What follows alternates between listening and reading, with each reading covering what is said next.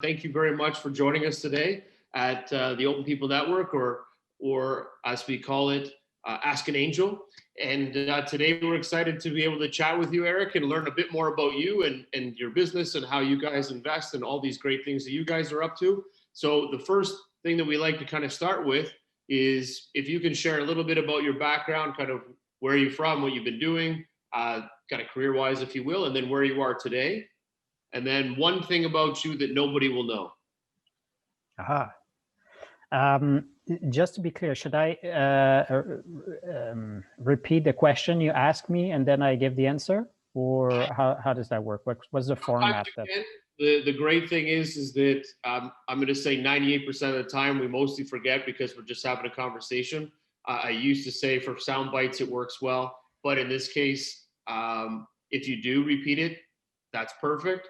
Again, it works great for sound bites. If you don't remember, it's okay too. We'll just make our way through it all. So okay, perfect. So you asked me a little bit about ourselves and as investors, right?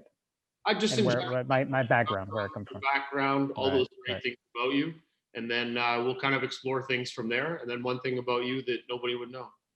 Nobody would know. Okay, nobody. few people. So yes, I'm a tech entrepreneur, serial tech entrepreneur. I studied as an electrical engineer at Montreal Polytechnic, and then I started my first e-commerce company after my first year at university. So we ran this for 10 years, and we were building travel technology platform, like competing just at a time where the internet was disrupting travel, and Expedia was the big player. So we were empowering the online travel agency to compete with Expedia, essentially. And then so from that, and also because it's a complicated story in a short amount of time. Wait, we got time. Yeah, we have an hour, right? Yeah, take your time. Okay, perfect. Yeah, so and also so we're a family office, so we invest in technology companies mainly that care about bettering the world. So we've done about 70 investments over the last 15 years. And the capital comes from mainly from the sale of my dad's company. It was called Group LGS. So essentially, my dad and I run our family office, and yeah. And so you ask me something that nobody would know. So something a few people, close friends of mine, know is that between selling my first company and becoming involved as an investor as part of our family office, I traveled around the world for 3 years with only my backpack, not knowing where I was going to go the next day. So I was just going on following a hunch, following the unknown and people I was meeting, and really being free. After working 100 hours a week for years, I just finally decided just to stop having plans and just follow my intuition, follow my heart. And then I discovered, in order to learn and discover things I could not imagine, there was a great need for that. And all these insights that I learned on this journey forge how we build technology today, who we invest with, and how we invest. So learning about, a lot of technology is about innovation. And so but in truth, innovation really requires self-innovation first. So how to remove yourselves from the equation so that you can see the true need, what's really there, and then you just listen and feel what's there, and then you build a company that service that need so they can better people's life. I love it. And I don't say that just because I feel like using the word. I love it, but what I like about the thing that nobody knows about you is that I follow the same mantra, if you will. Um, when I left big business, I did the same. I traveled. Well, I didn't travel for 3 years. So I would have loved to, but I backpacked through Asia for 3 months, and nowhere to go, just no destination. And the great thing that's come out of that is that over the last 15 years, I travel every year, December and January, for 4 to 6 weeks with one country in and one country out. I have nowhere to stay, except for the last couple of years. Border security has forced me to start putting in and booking stuff, but I never book anywhere. So I'm on a flight. I have nowhere to land. I have nowhere to go when I land. I have to find a hostel to stay in. I have my backpack, and that's it. And I just travel. And I've been to over 50 countries, and it's because I just explore. And I always add in the startup communities. So as I travel, I make connections, and I just find people to go visit. But I'm out watching football matches, climbing mountains, seeing. But it's all about having no plan. And the reason I do it is because, one, I felt that, like you, is that everything was structured into long days, but everything we do is always by a calendar. So I felt that if I traveled by myself, it would force me to meet people, or I would be by myself, because I wouldn't meet people here. It would be my way of forcing myself. And don't get me wrong, there's weeks where I may not meet people, but that's okay. Other times I force myself to have to talk to people and get to know them. And that's been amazing. I've met so many amazing people around the globe that have the same kind of mindset for travel. But I've also met startups all over the world by doing this. So I love that this is what you did to kind of open up the world. And now you can jump on a plane and go anywhere. And the comfort level of doing that 3 years ago takes away the insecurities. So if someone said to you, hey, you should go here, you would be like, that, because you've done it before. It's easy. You don't think twice about it. You're like, yeah, that's easy. Grab a bag and go. Whereas other people might go through that pattern of unknowns. What should I do? How do I do this? So it's pretty cool that you've done that. Amazing. Yeah. It really kind of lines your mind up, right? And it makes you feel a little bit more free for that moment that you do get to do that. So I kudos. I think it's brilliant. So do you still continue to do that now? Well, now with COVID, it's so it's a bit more difficult. Though I was in California last week. I was on a land. It's a place called the Mushroom Farm, and it's an estate that used to be owned by Campbell, where they used to make their mushroom soup. Oh, okay. And they have like 753 acres. And many years ago, it was purchased by this family office in Canada. And now they're starting to make something out of it. So as a regenerative, like it's a technology center to design and build, imagine new cultures for regenerative agriculture, energy, social impact.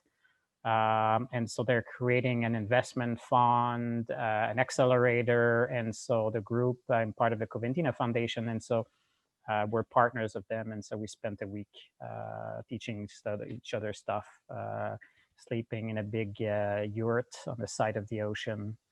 And so it's amazing. It's about an hour north of San Francisco. So it's really close to Silicon Valley. So it's a great place. So that's where I've been the last year. Oh, that's awesome. So I think one area that I want to touch on or go back to, because I think it always creates a lot of value and carries a lot of weight in the investment community, is that you've kind of been through the ringer. You've raised money, you've built your own startup, and now you've sold the company, and now you guys have your own family office. But to go back to the beginning when you were working that 100-hour work week, can you give us a little bit of an idea of kind of how you did it? Did you go and you raise funds? Did you go through the same process that you help companies do now today?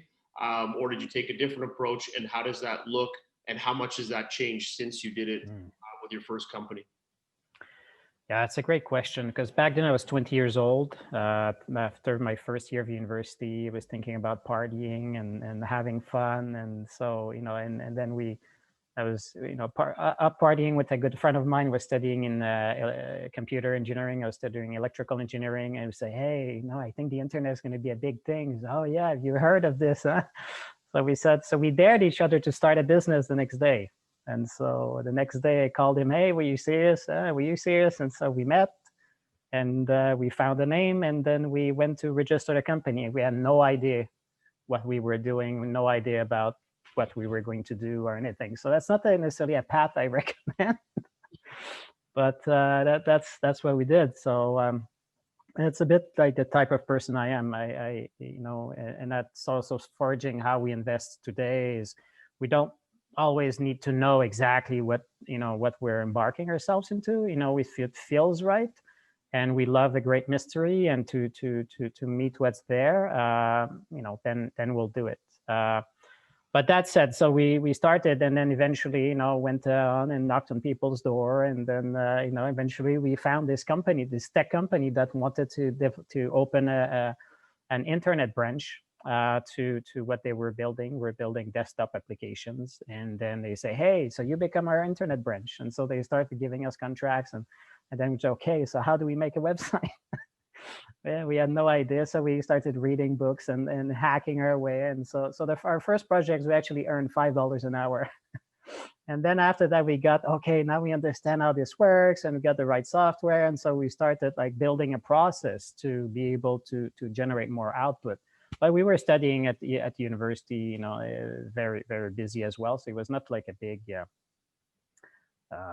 know, it was a few hours a week, and then but then it started working. So by the end of my university, my engineering degree, we went full time into the business, and then at that point we realized, okay, we need a business model. We need to know what we're doing. We need to, you know, so we needed to learn, okay, so what's the problem we're trying to resolve, like, and who needs what, and so eventually we met this other company that was building an airline website, and then they had an API from a global distribution system called Amadeus, and they had no idea how to do this. And so we said, hey, we know how to do this, and we didn't really know. So anyway, we started learning, and then so we learned and hired a bunch of people, and then that was how we developed the first version of our online e-travel framework that we called it. And then after that, so by that time we had $100,000 in debt, and then we were like, okay, so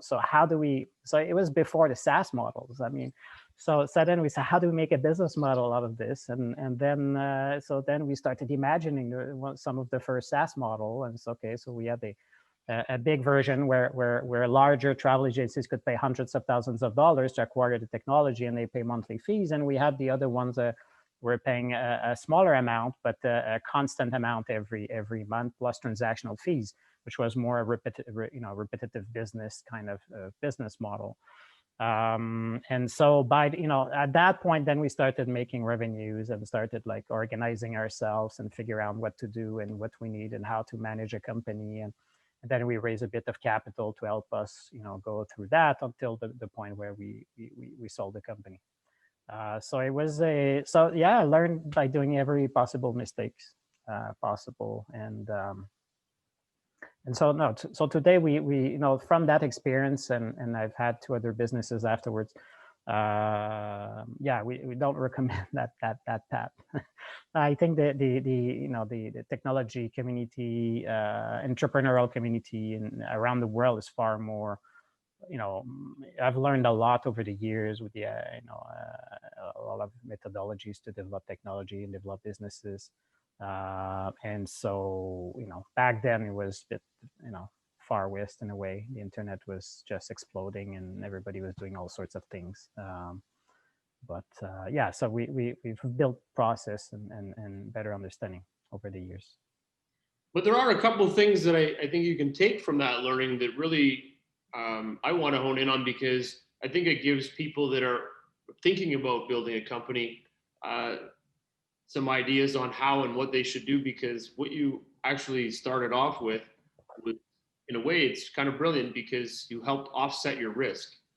And what I mean by that is that you started a company with a co-founder, and you started with no idea, no direction, no anything, but you went in with somebody else. So you mitigated your risk in half. And you both force each other to actually go into this business, into this model that you didn't know about, and then grow from it, still finished your education, and then dived in fully after that. And I'm sure you were generating some revenue, So before you got to your $100,000 of debt, but the point is that you started to find ways that this would work, and then you expanded and grew from that. So that learning got you into this space. If you both didn't take that risk, maybe you would have went and did it by yourself, and maybe you wouldn't have actually succeeded because you didn't choose to take that risk. So your partnership, I think, that co-partner was really important. And the idea that you just did it. You came up with this concept that you wanted to be in business, but you hadn't figured out what it looked like or what it was going to be. Again, you went in with two brains, both risking everything. I think that really opened up that door for an adventure and something exciting to come out of it, as long as you stuck behind it and worked through the problems.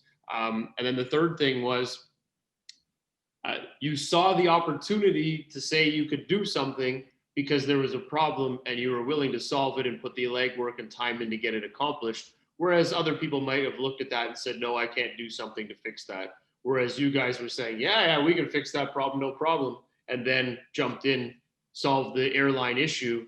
But it probably took a few punches along the way, but it was a great learning experience to help you build your company. Yeah, absolutely. And yeah, so I think having a partner really helped, because you're in it together. And of course, that brings the other thing is how you manage challenges and how you manage differences of opinion and and how you work together as a team, and how you leverage everybody's creativity and desire. Our first employees were working as much as we do. They just loved it. They just loved the opportunities. And we were often, people were sleeping at the office, waking up, going back to work. It was a very cool vibe, of creating stuff, not knowing exactly where, but doing it together. I think that's a big part of what kept us going. And also, we had all sorts of prototypes of, we designed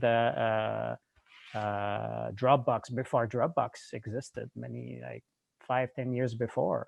But then it was called X Room, and then we were like trying to hack our way and get some momentum. But as we were, as we also in this journey, we matured, or we realized we didn't necessarily want to be a service-oriented business. So at first, we started this way because we didn't know anything. So we were just offering some things we were learning as we were going. But as we were learning, we really got attracted by building products. And so the transition from being a service business to a product business is very different. How you market yourself, how you take risks, how you develop the technology. So before we built a travel, which was the number 2 player in Canada, by the time we sold the company, we tried to build something like Dropbox. We tried to build something like Microsoft Projects. We tried to build all online, collaborative online technologies. And then we came to realize at some point, but what do we know about project management? And we realized we didn't know so much about that. And so maybe we should really focus on something that we know, something that we can learn fast, that the other competition doesn't know. And this is where travel, which is extremely complicated, infrastructures of very old technology built 1960s and 1980s and 90s. And so there were very few that knew how to do these things. And so we just really focused and built the expertise around that. So as you carry that through to the next companies and to the family office and the things that you're doing now, and you mentioned this a few times, and I'm a big fan of this, and I'm all about de-risking your business so that investors will want to come in. But the key word to de-risking your business is focus. And you've mentioned it a few times just in one sentence. So I can imagine how dear-hearted this is to you, because if you were to be able to get yourself focused enough that you were building out all these other ideas and you were seeing that the Dropbox version wasn't working or this didn't work, and then you really honed it back in, and when you focused, you started to probably see way more traction, more value. You were doing one thing really well. How much has that carried through your other businesses? And even now today in your family office, How much has that has helped you in what you guys are doing and trying to deliver in the space of your investments because of that focus? That's a great question. And yeah, I think focus is very important. And I would add to this that no, so what is focused, right? So we can fool ourselves thinking that we're really focused by doing something very specific. But how do we know that this very specific thing is really in need and what is going to become the future? Now, when we build disruptive innovation, one of the big challenges is you need to imagine what's going to become. And so oftentimes we project the reality that we perceive based on what we know, and especially what has created our success in the past. And so for me, for us, to build a business, it's almost like in a way, it's a mystical experience. It's an experience of meeting what does not yet exist, and where you sense the flow of society moving, so that you can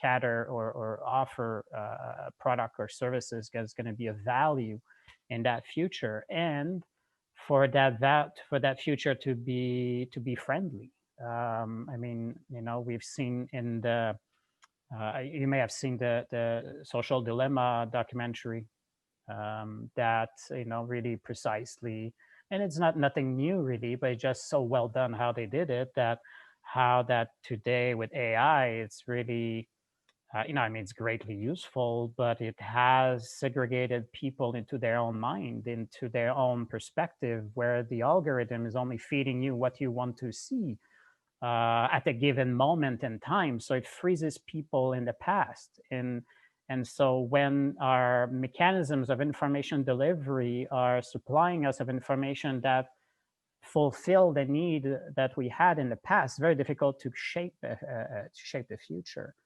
And so there's a big, for us, mystical component to building a business, and that's the part I really, really enjoy, is to really become that which you want to build.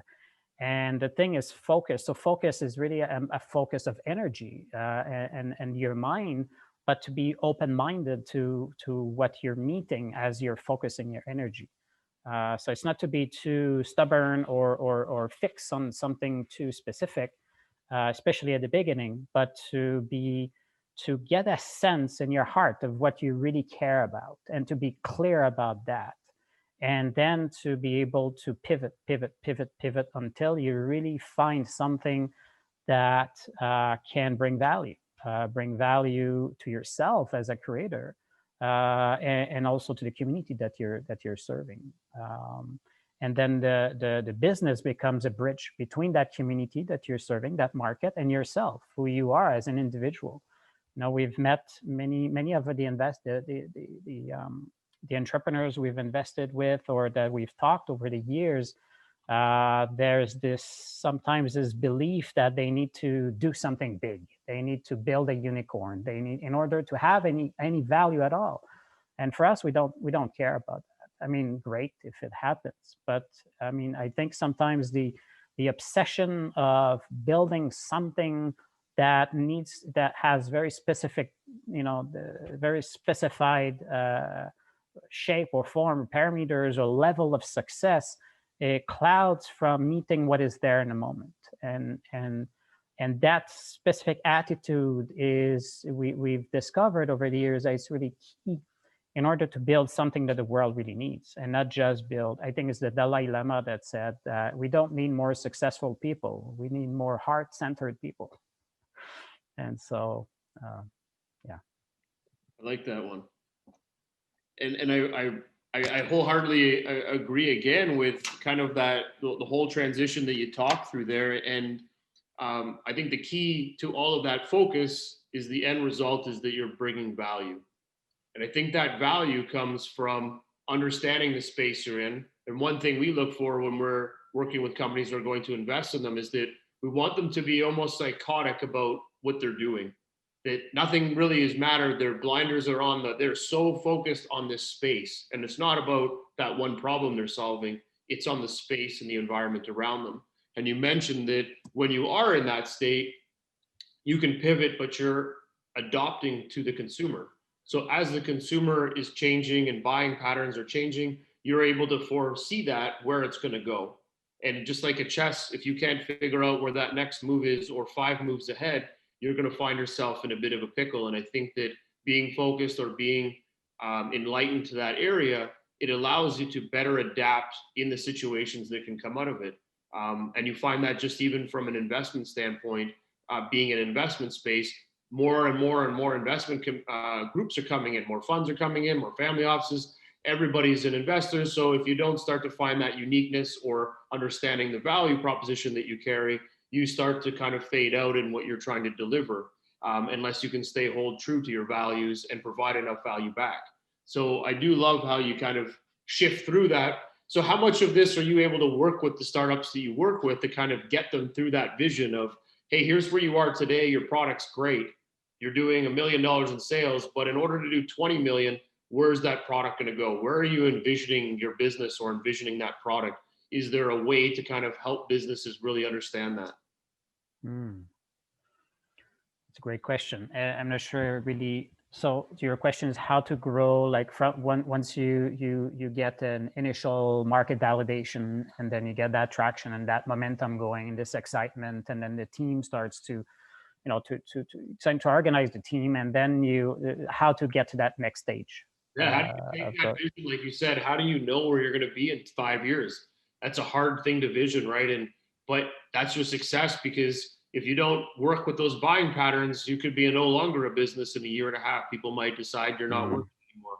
So how do you get people to really pivot and play in the market and continue to learn and grow within their team? I guess there could be different ways, to approach this. But a way that we care about is once your business starts getting momentum, you start being able to be in a position to make a difference, to have influence. And so it's also like, and that goes back to something I was saying earlier, is innovation requires self-innovation. So as your business starts to be able to influence the market, it's important to know in what direction is this influence going. So is it perpetuating, the division that we see in the world, or is it offering a new space for your market to come together, to leverage each other? And so something really important at that point, once you make that first initial, let's say, dent, or you start making your niche, is to understand how does that market work? What are the components, the players, the roles? Where are the flows? What's the flow of energy that feeds that market? Where does the money go? For what purpose? And what's the outcome that creates? And is that outcome, is there a problem? What is the greater problem of that market, of that community? And is it empowering the users and those, or is it creating segregation and division between, and concentrating the wealth in the hands of the few? And every time this happens, it creates corruption. And so what are the minimum triggers that you can press in order to create a new course, a new flow to emerge that empowers the mass?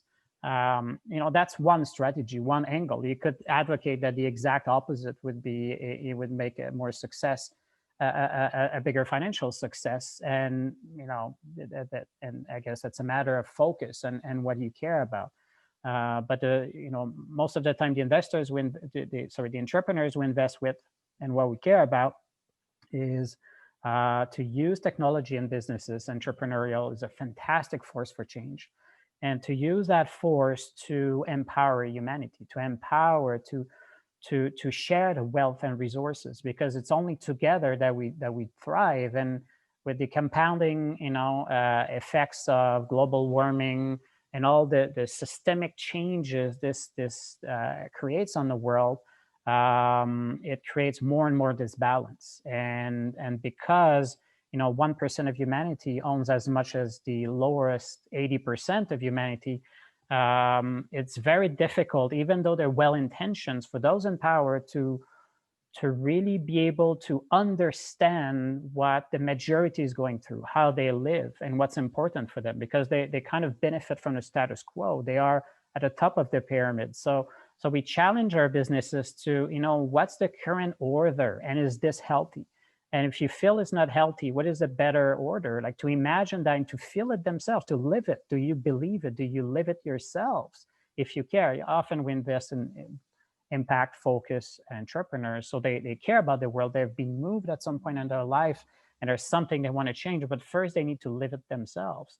And once they start living it and it becomes their own life, and they realize their shortcomings and where they have, blind spots, and that they start working on themselves, and we help them with that, then they start living a different reality. And I have a teacher that says that, before and he used a metaphor of martial arts. He says, before you enter into the ring, you're not entering into the ring to win. You win before you enter into the ring. And from that state of having won, of holding that victory inside, then you go and you meet your opponent, and then you start dancing, or you battle for whatever art that you're performing, and you may win or not at the end, but it doesn't matter, because you've done it from that spirit inside of you of having won. And so, yeah, I don't know. Does that make sense? Oh, that's awesome. And I love that idea that you, and this probably goes, there's an entrepreneur that we work with and invest in, and he tells everybody that he wrote a $5 million, I think it's $5 million check, or maybe it's 50 million. And he said, this is what, one day I'm going to cash this check. And I wrote this to make sure that I have a goal to go after. And it falls kind of in that winning before you get into the ring.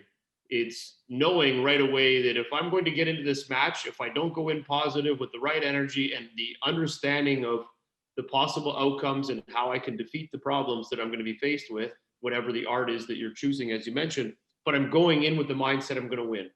Because at that point is when the challenge will hit. And I have to figure out how to win that challenge. And I think that that's brilliant metaphor for how businesses operate, that maybe we don't go in with that win attitude. We go in with the, okay, I'm going to think about this, or I'm going to try this, and not figuring out what that win is. And I can see that this being a larger scale problem, because companies will either not find market fit, or companies will have great market fit, but don't know how to expand. Or in the case of the discussion we're having, they don't see what that 5-year strategy is going to look like. They don't see where that outcome is. And I think that can be problem mesh to the team, because you're getting a whole group of people that are biting into a solution, into a strategy, into the ownership, into the drive of that company. They also want to see where they're driving to. Where are we going today that's going to get us tomorrow? Like, what do we got to do to change? And I can see that being stressful to people if they can't see that vision at the end of the road. So it's I like the way you broke that down, and your sensei is good. He's got some good logic there. I love that. So this kind of rolls right into the strategy side of things. So as you're working, and what I liked about the family office and what you guys do is that you're looking at everything from sustainability, which is all long-term planning. So with the companies that you're working with, the 17 that you guys have really dug your heels into, how much of that is a long-term strategy plan in your overall umbrella of what you're trying to create? Yeah. So do you say 17 or 70? I thought it was 17. Maybe it's 17. No, 70. Oh man, even bigger. Jeez, that's a lot. It's like, yeah, so that's even better. Oh, amazing. So in that 70, how are you guys envisioning that kind of working in that system of where you're going for longevity? Yeah, so that's a great question. So, something that's important for us as a family office to be well networked. So we love to network with other family offices, with technology groups, with innovators, with people that think outside. It's the typical outside the box, but that think differently, that live a different reality. We can learn a lot from a biologist that understand how the equilibrium of nature is, how it's broken and how it's maintained and how it's being made better. And the world it's a huge organism of businesses, of people, of different interests, different thoughts, different emotions. And it's, at any given moment, the complexity of it is just increasing, increasing, and increasing. However, we can use all sorts of metaphors from various different fields, and if we listen and pay attention to people, and it can be from I've learned so many things from a homeless person living in the street, living in this rawness of, I don't know if I'm going to eat. I don't know where I'm going to sleep. It's raining. It's cold. I've been beaten up at the shelter last night. I don't want to go back there. And they live in such a raw way that most people don't know. We live mostly in our comfort or our stress of economical. We need to, we need to make the payroll, and of course these are big stresses and things, but our lives are not at risks. And so for most people, so we can learn from anybody. And I think that's a great attitude to have as entrepreneurs, and for us as investors. We're not like, oh, we've done this many times, we know the metrics, we know who we need to become and the path and all the steps, and and then if you do this, you'll be successful. I think that would be dramatic. First, we would bear the weight of the success of the failure, and we don't want to do that. And two, how do we know? Everything is changing so fast, and so one of our greatest joy, is to see people, entrepreneurs that we support, to thrive and to be joyful, to be happy, to learn about themselves, and to discover life through, a business can take 10 years and a lot of efforts and sacrifices. And really, most people will do one business, maybe two, a few will do 3, 4, 5 and go on the moon and all this. But the truth is, this is a lifetime opportunity to discover yourself, to discover what you care about. And so if you can, open your heart and really feel who you're becoming, and who you're servicing, and how that's making a difference, I think that's the right attitude, the right mindset. And so we like ourselves to be, to live that, to be the first to live that. And so we've developed all sorts of labs and processes that help support entrepreneurs to do that. And also we've been in contact with people in Canada, the US, different places around the world that have, they're developing technologies and processes that help to listen better, to have a better sense of what's needed, and then to come together and to leverage technology. We're getting involved with a group called the Coventina Foundation, that is building a blockchain type of infrastructure. It's something called Holochain, and that is at least 100 million times cheaper to operate than Ethereum, which is the number one blockchain infrastructure. And one of the reasons is they've studied for years how nature works, and then they coded how nature works. And doing so, they can be so much more efficient in how they build the technology. And instead of putting this in a private corporation and become a 100 times a unicorn, they decided to make this an open source technology and opening up to humanity, so that humanity can leverage this technology and improve the lives of everybody in the planet, to create a decentralized and distributed economy that empowers everyone. So just an example, yeah. So really, in a short answer, to learn, to be humble, and to meet like you, meet people, ping people, and get to know those that you don't know, so that I can learn something new. And the challenge is constantly to redefine your own viewpoint of how to invest, because if you have a very specific recipe and you apply that recipe, you can make a lot of money. But what's the outcome of that recipe? Is it really working? Is it really helping humanity? and we care about learning new things as well. So I love it. Well said. And I love the idea that you can explore a lot of different spaces and then feel that what fits best to make an investment or to drive you forward, it fits inside of your philosophy and your overall thesis. But at the end of the day, you got to get out there, meet lots of people, and learn about them. Have your strategy, have where you want to go, figure your next 5 years on where you need to be, have a target, but it's going to morph and change as you go. And the great people that meet in between are going to help morph that in theory, where you want to go. Love it.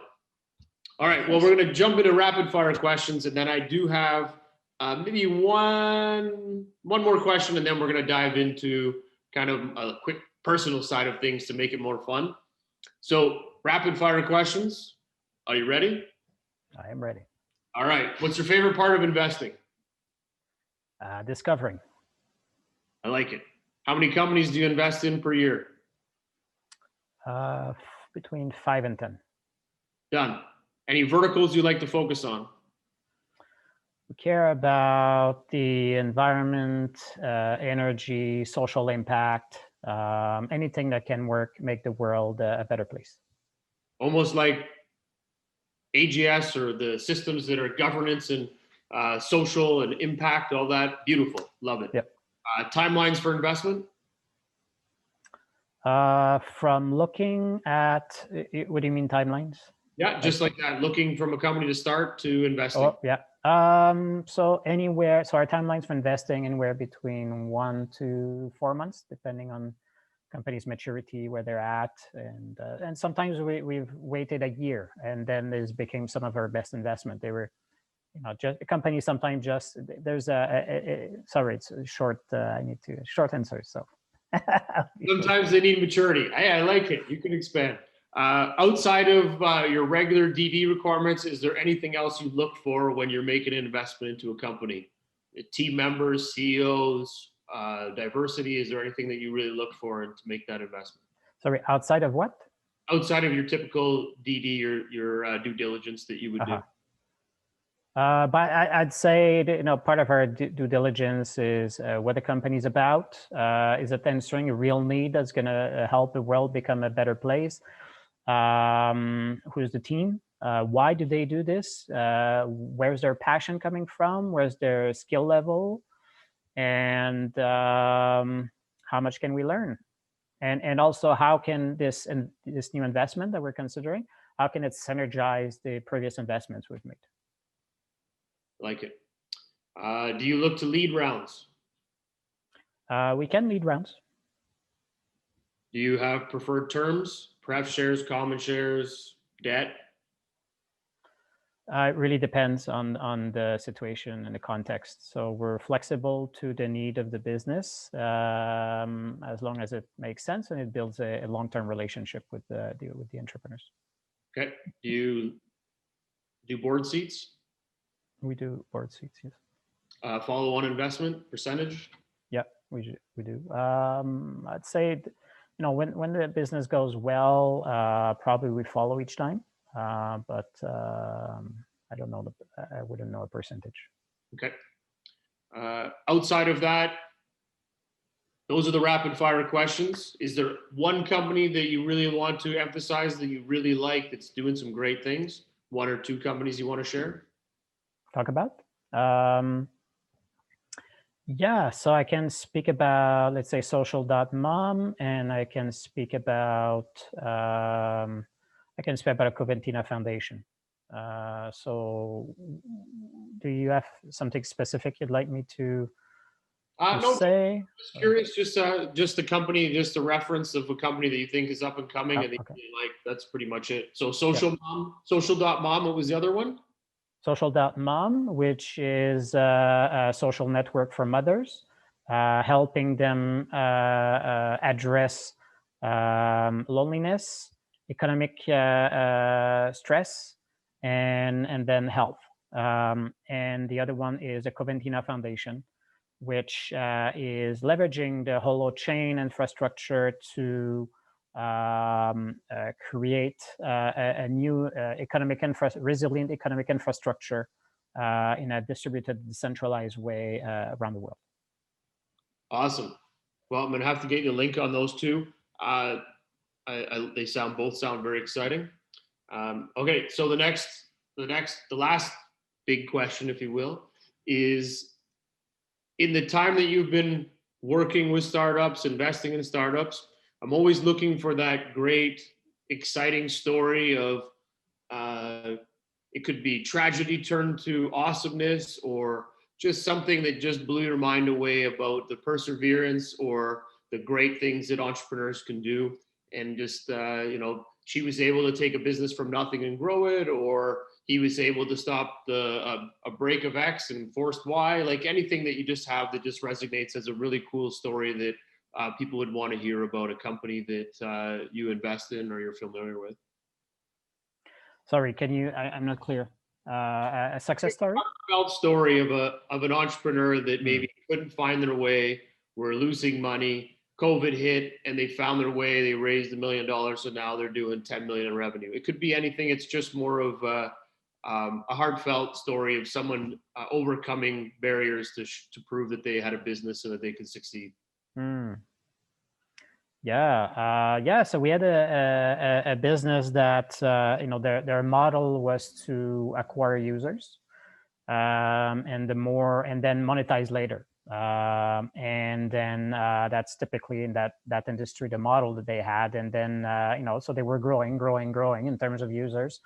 But then COVID hit, and then it became like the question, how are you going to monetize? And then, well, we're not thinking about monetizing right now, but then, you're out of money, and then COVID's there, and then it's affecting the model. So everybody's, holding their breath, and let's wait and see what happens. And so they said, okay, so how do we, so let's monetize. And then, so they looked at who would be in synergy of the community that has been built. And so they found three ideas and then explored them. And then within a month, they had found that two of these ideas were not working. One was working, ultimately did not work, but a fourth one worked.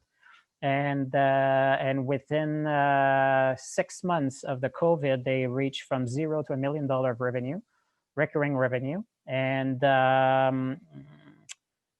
that's propelling the company. And now they are able to finance through their financial partners. They're able to finance the acquisition of users 15 to 1. So it costs them. They make 15 times more money than it costs them to acquire users. So if COVID would not have hit, then they would have continued with what they were doing before. And now we don't. The company never needs to raise any money because it's generating so much money that it can acquire all the users that they want. Now we'll see what happens in the future. But that was a very inspiring, for me to witness and to hold space for somebody who is like suffering and going through these challenges and that stress and the weight, right? It can be very heavy for an entrepreneur to have the weight of all the investors that came in and all the expectations that are there, and you want to do well. And sometimes to have to have somebody tells you, look, it's okay, whatever happens, we love you anyway. It helps to create space and distance, and then eureka comes. So I guess that'd be an advice I have is care for your investors, but make sure you are happy doing what you're doing. And if you're not happy, you need to change something. Because your happiness is what's going to get through, and it's going to be creative, and what your users want. They want that through the products that you build. They want to feel that happiness. That's awesome. I love the kick butt stories where they just figure it out and it works and it's good. I know there's a lot that don't get that opportunity all the time, but when you're pushed to the brink and you got to figure it out, I love when an entrepreneur can just make it happen. So that's awesome. Yeah, sometimes when the S hit the fan, there are people that are gonna crawl in little balls and then wait and ask, please save me. Yep. And there's the others that are gonna say, okay, what can I do? And sometimes we're a little bit of both, which is fine. But that was an example of the latter experience. Agreed. Okay, so now we've got three quick questions, and they're the personal side that follow into that one thing that nobody would know about you. So, first, what's your favorite sports team? Ah, I'd say the Montreal Canadiens. All right, fair enough. At least you didn't say Toronto Maple Leafs or something. You had to hang up and be like, "Are you sure you're from Montreal?" Well, that's a good team, so I like that. All right. And your favorite movie, and which character would you play in that movie? Favorite movie is a movie that, well, it's a story really, and the new movie has been delayed by 10 months. I'm a bit upset, but it's Dune. And so I'd love to be Duke Leto Atreides. Okay, sorry, what was the movie? Dune? Oh, Dune. Dune, yeah. Okay. They've made 2 movies already that were more or less good qualities, but the story is just absolutely amazing. It's from a book from Frank Herbert in 1950s. Yeah. Well, he did it as a comic book, or did it as a drawing book, correct? Maybe there was a version with it as a drawing book, but I read it as a novel. Okay, so yeah, I think the way it originally started was he did it as a comic book style, and it competed with or at one point it competed with Star Wars, because as Star Wars was coming out later on, they couldn't get people to carry or pick it up or something, and then they turned it into, I think it was a written material, and yeah, it was. I think it was a documentary at TIFF on this. Okay. And I got to remember the name of it, but it was very cool. So yeah, it's pretty exciting. So which character would it be? Yeah, so Duke Leto Atreides, which is for me, is a great metaphor of an entrepreneur, somebody who has a certain context based on his family, inherited a lot of wealth and responsibilities, and needs to battle all the odds to transform his consciousness in ways he couldn't imagine, transcend his animal fears. Fear is the mind killer. I must let the fear pass, so only I will remain, which is really a motto I was telling myself as I was in my first entrepreneurial experiences. When I don't know if I can make the payroll, I need to find $100,000 next week. And then somehow things happen. So it's a great inspiration for me of playing against the odds and sensing what is about to come. That is not just based on what happened in the past, and a lot of what I shared in today's interview. Ah, that's awesome.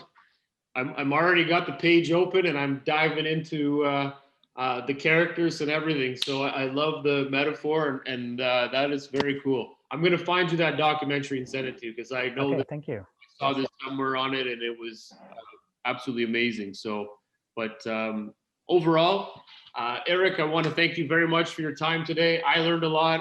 As I always do, I take lots of notes. I guess it's a bad habit when I listen, I got to take notes. But big fan. I love all the things you're doing. I like the theory that you're behind and the thesis that you're working behind. So it's brilliant. Keep it up. And the way we like to end the show is we leave the last word for you. So anything you want to say to the entrepreneurs out there, or to an investor, the investor community, I leave it to you, but the floor is yours. And again, thank you very much for all your help today and sharing. Thank you so much, Jeffrey. I'm really looking forward to the event tomorrow. So it'd be nice to meet some of the businesses that you're bringing on board. So yeah, I mean, in all my words, just have fun, enjoy what you do. And if you stop enjoying yourself, ask yourself, what's the simplest thing you can change to enjoy it? I mean, through your joy and creativity, your heart will open, and then you'll be able to hear those that you seek to help. So enjoy yourself. I love it. I love it. You do. Find the happiness, and when you do, just keep trying to build it, grow it, and give back and help other people while you're doing it. Absolutely. Well, Eric, again, thank you very much for your time today, and I look forward to having you join us tomorrow. But without great people like you out there pushing the line and helping entrepreneurs, I think it'd be a lot tougher. So I'm glad that we got to connect and I got to learn something. So thank you. Thank you so much, Jeffrey. It was really a pleasure, and kudos on what you're building here. It's amazing. Love your energy, and looking forward to meet you tomorrow. 100%. Thank you, sir. Okay. Thank you. Goodbye. Ciao. Oh, that was awesome. So, man, Eric shared so many cool things. So I love the fact on Dune, and I'm still going to check out the Dune component to it for sure. But I loved his last message, man. Be happy what you do. I know we all find it tough when life's tough, but we got to look for the things that really gear us up and get us interested in what we do. Find the problem, find some focus. Even the whole point about the co-partner and having the risk deferred because you've got two people. Figure out where you want to be in 5 years and try to go towards that target. You're going to pivot, but at least you got that vision on where you want to go, and figure out, that you're going to win before you get in the market. Nobody wants to start a business that they know that's not going to win. So figure out how you're going to get there and do it. So love the input, was awesome. You guys have a great day, and thanks again for tuning in.